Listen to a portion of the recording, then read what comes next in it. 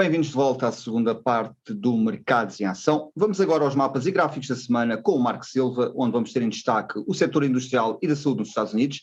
Vamos olhar também para o Brasil e para a China e para o euro-dólar, o Brent, o trigo e o S&P 500. Marco?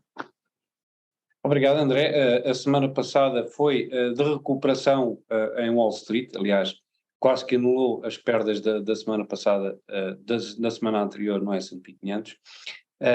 E podemos ver que, em termos de mapa, existe muito verde, apesar de haver aqui alguns pontos vermelhos, nomeadamente aqui no setor da saúde, que continua aqui com uma correção depois dos tempos áureos da pandemia.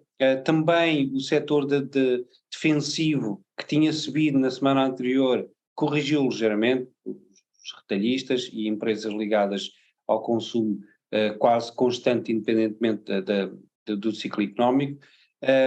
E depois destaque aqui para também um comportamento positivo do setor industrial. As tecnológicas subiram, mas o setor industrial subiu e até subiu mais. E podemos ver que o setor industrial temos empresas como a General Electric, a Honeywell, e também o setor dos caminhos de ferro, Caterpillar, Deere.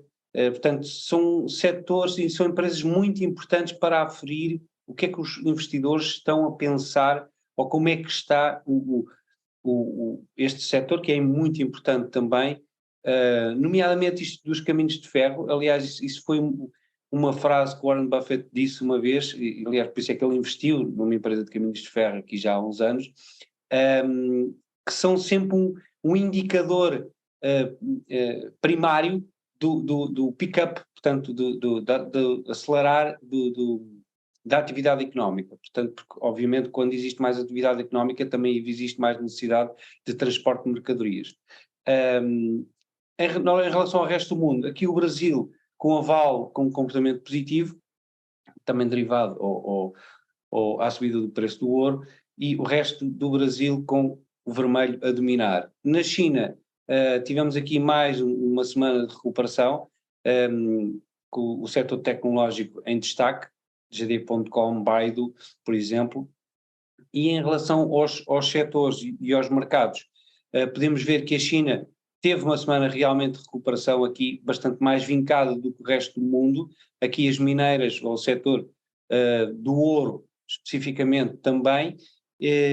Estados Unidos subiram, mas não tanto como os mercados emergentes na sua totalidade e desenvolvidos também, e não tanto como a Europa. Portanto, a Europa ficou entre os Estados Unidos e a China.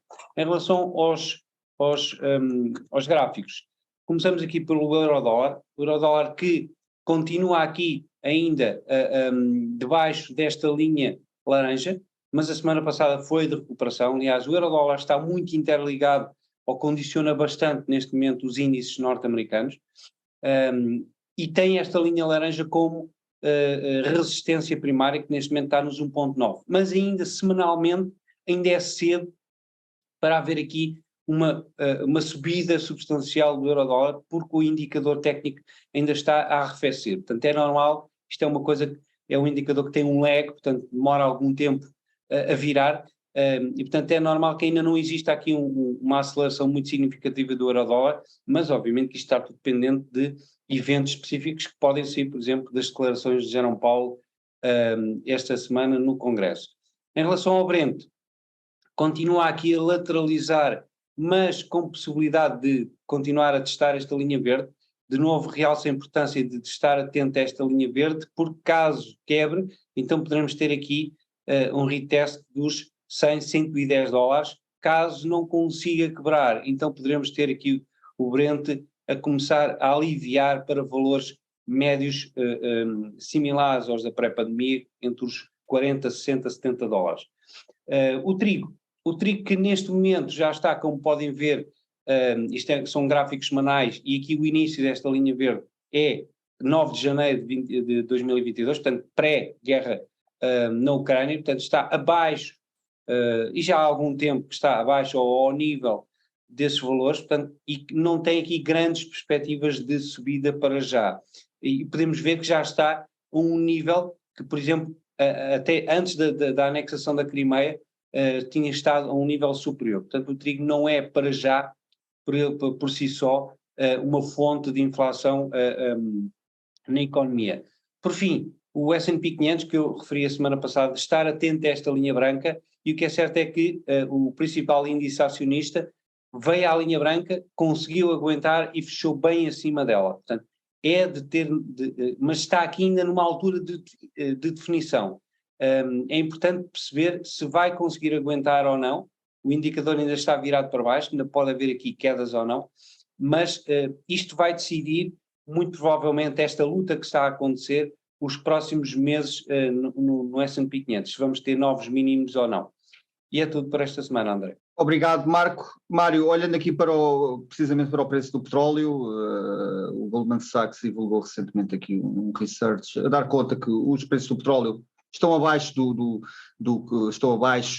face aos inventários atuais e também face aqui ao maior crescimento da China, esperando que só venham, comecem a aumentar ainda este mês, mas que atinjam $100 por barril só no final do ano, em dezembro. Atualmente está a cerca dos $85 o preço do Brent. Como é que olhas aqui para a evolução do preço do petróleo? Ainda se vai manter aqui relativamente estável por algum tempo? Só vai atingir este valor no final do ano? O que é que esperas aqui que o mercado reaja nos próximos meses? Por um lado, há um maior escoamento da produção de petróleo da Rússia. A Rússia completou um gasoduto para a China, aumentou grandemente as exportações de petróleo que antes iam para a Europa. Eles conseguiram, neste momento, direcioná-las para a Índia e para a China, embora, como os dois países sabem que existe um cap no preço que eles podem vender para a Europa, acabam por comprar com um forte desconto e depois revendê-lo ao preço de mercado. Portanto, isto aqui enquanto a Rússia conseguir manter a produção, e vai tentar escoar o máximo possível, até porque precisa desesperadamente de dinheiro. Portanto, há aqui uma forte contenção do preço, pelo motivo da Rússia não conseguir vender nem à China nem à Índia por um preço muito superior ao cap que lhe foi imposto pela União Europeia. Portanto, tendo em conta que o cap está bem abaixo dos 85, há aqui uma probabilidade de haver uma contenção grande da subida, e acho que é por isso um dos motivos que o Goldman Sachs está a prever uma contenção do preço. Quanto mais próximo ficar do fim do ano, quando vier de novo o inverno, este inverno foi muito brando e muito suave para a Europa e para os Estados Unidos. Houve alguns períodos de frio intenso, mas de um modo geral foi um inverno muito ameno.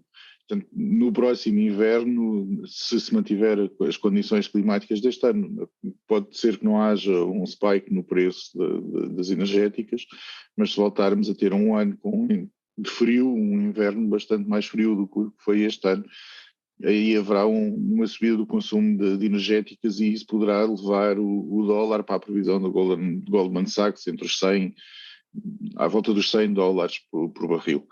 Mas, de um modo geral, eu não acho que vai haver uma grande volatilidade no preço do petróleo. Enquanto houver a guerra na Ucrânia e se mantiver o cap ao preço do petróleo vindo da Rússia, não vejo um grande espaço para haver uma subida significativa do preço do petróleo. Isso significa então que, como falámos aqui já há umas semanas, existe quase aqui com um acordo tácito entre o mercado e os intervenientes mesmo, as grandes potências. Existe uma zona para já de conforto para o preço do Brent, e entre os $70 ou $90, em que não está demasiado caro. Obviamente está caro, mas não está demasiado caro para ser um peso muito forte ou muito grande na economia, na inflação, e não está demasiado barato para o cartel, nomeadamente a OPEP, e portanto permite manter aqui uma estabilidade que já dura aqui há alguns meses, é isso? Sim. Isto que esperas para o resto do ano?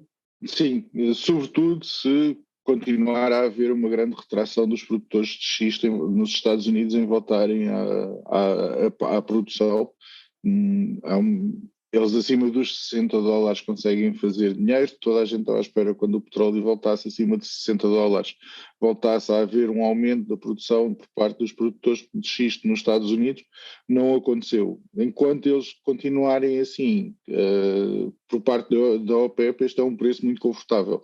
O preço entre os 70, 80, $90 é um preço em que toda a gente faz dinheiro, toda a gente fica contente, a Arábia Saudita fica especialmente contente, mas não existe uma grande propensão por parte da OPEP nem para controlar a produção, porque se os preços subirem, começa a haver uma maior procura por energias alternativas e isso não é interessante para eles neste momento.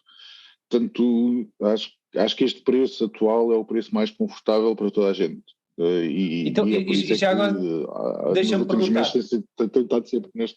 Então, e achas, neste momento, e com as condições que existem, por exemplo, o petróleo de xisto terá ainda menos condições para ligar a tomada, tendo em conta as taxas de juros, sabendo que tem de haver investimentos para, em alguns casos, ele retomar? Eu acho que esse é o principal motivo que eles estão bastante avessos a ligar a tomada, é que a indústria do petróleo de xisto é muito intensiva em termos de uso de capital.